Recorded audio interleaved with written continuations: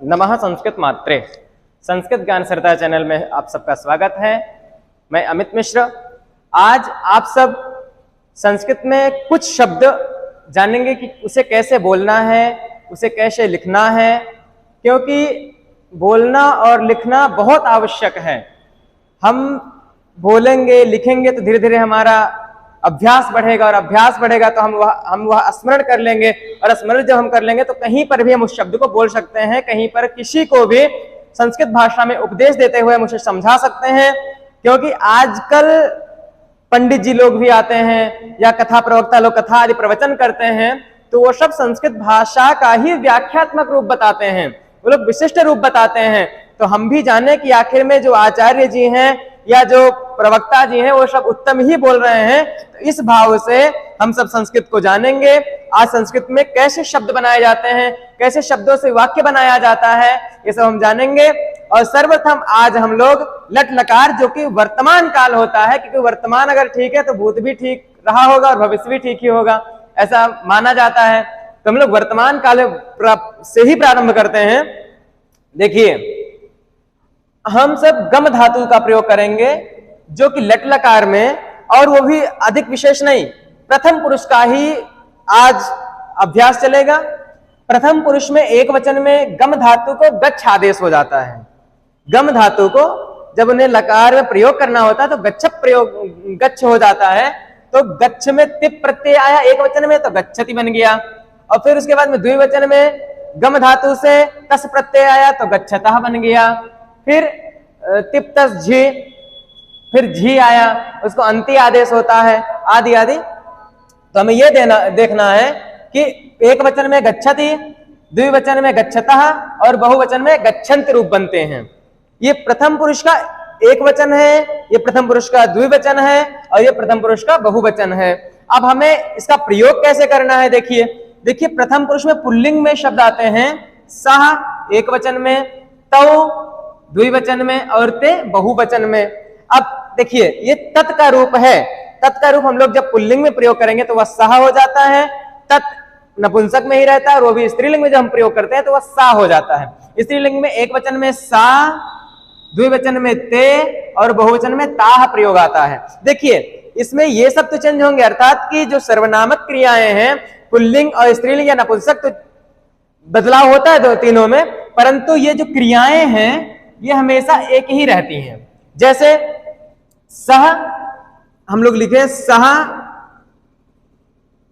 अब सह से हम बालका कह सकते हैं, सह से कुछ भी हम कह सकते हैं, क्योंकि सह प्रथम पुरुष और अन्य पुरुष इसका नाम है। कुछ भी हम लोग प्रयोग करना होगा तो एक वचन में, अर्थात प्रथम पुरुष में ही जिसको भी कहना, जैसे वह खाता है, वह जाता है, वह रोता है, वह पीता है, आदि आदि शब्दों का प्रयोग करेंगे तो उसमें हम लोग प्रथम पुरुष का ही प्रयोग करेंगे। अब प्रथम पुरुष में हम लोग सह लिखे, अब सह के बाद में आया गच्छति, अर्थात एक वचन में गच्छति रूप आया।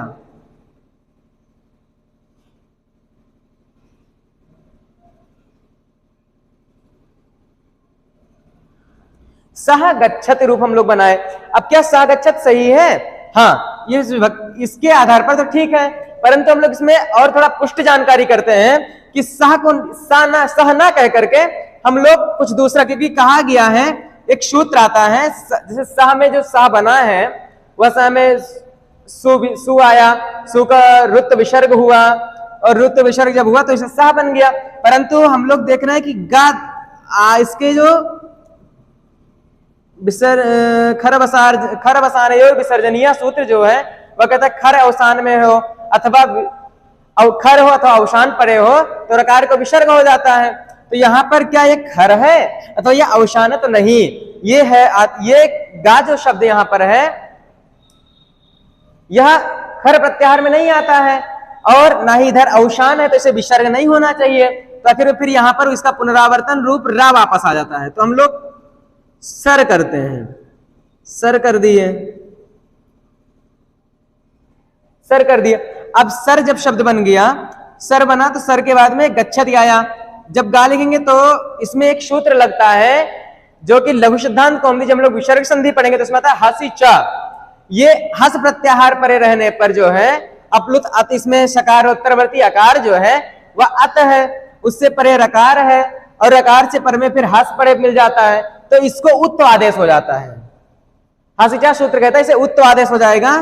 तो सा में जो रा था उसे उ हो गया, तो सा उ हो गया। अब सा और उ में सकारोत्तरवर्ती अकार और उकार में दोनों का मेल हुआ तो ये गुण संज्ञा बन गया। देखिए आप सबको आगे बताया जाएगा गुण संज्ञा क्या होता है, दीर्घ वृद्धि संज्ञा क्या होती है, दीर्घ संज्ञा क्या होती है, इन सबको कैसे। तो आ और उ मिलकर के ओ आदेश हो गया अर्थात सो बन गया। तो हम लोग लिखे सो गच्छति, इसमें किसी भी प्रकार की कोई त्रुटि नहीं है। तो हम लोग लिखे सो गच्छति, तो सो हो गया।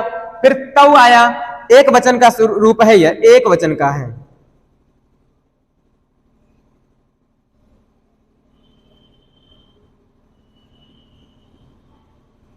एक वचन में बता सो गच्छते, और जब हम द्विवचन बनाएंगे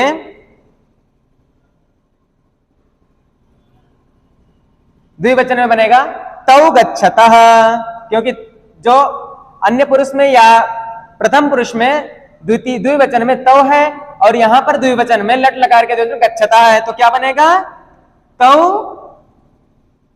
गच्छतः।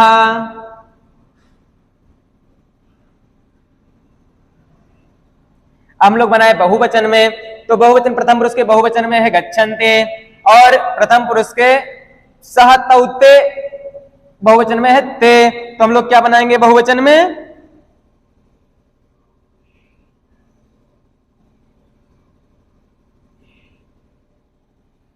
ते गच्छन्ति।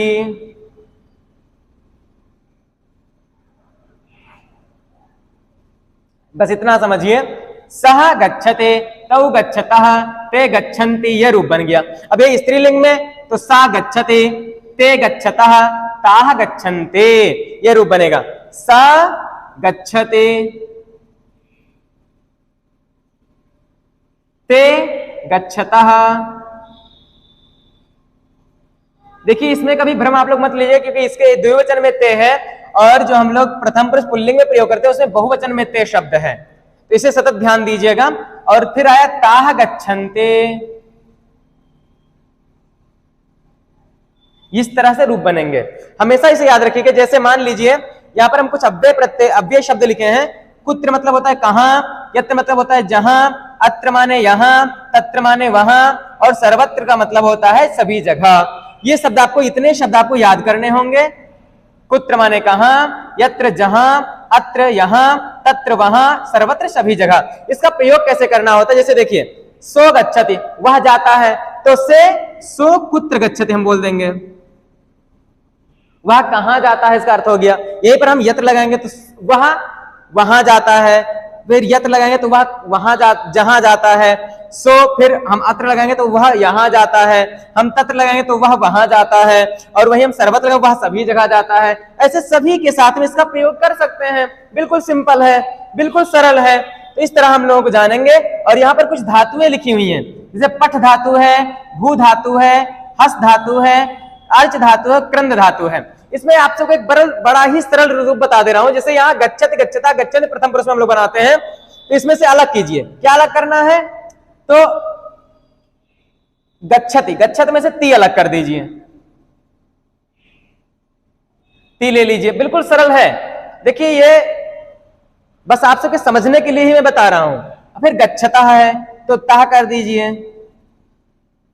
और फिर गच्छन्त है तो अंत कर दीजिए। ये इतना आ गया।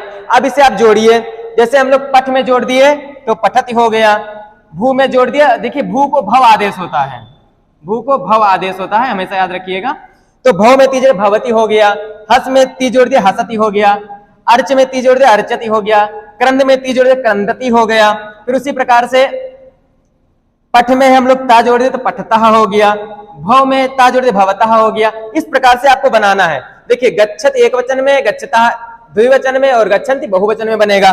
उसी प्रकार से पठत एक वचन में बनेगा, पठता द्विवचन में बनेगा, और पठन्ति बहुवचन में बनेगा। उसी प्रकार से भवति एक वचन में बनेगा, भवतः द्विवचन में बनेगा, और भवन्ति बहुवचन में बनेगा। एक चीज आपको बता दूं, पठ मतलब होता है पढ़ना,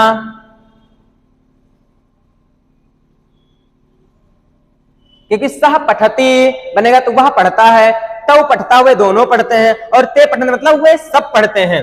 भू का होता है, भू मतलब होता है होना,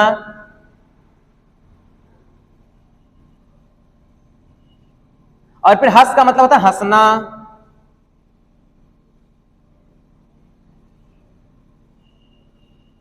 अर्च का मतलब होता है पूजा करना,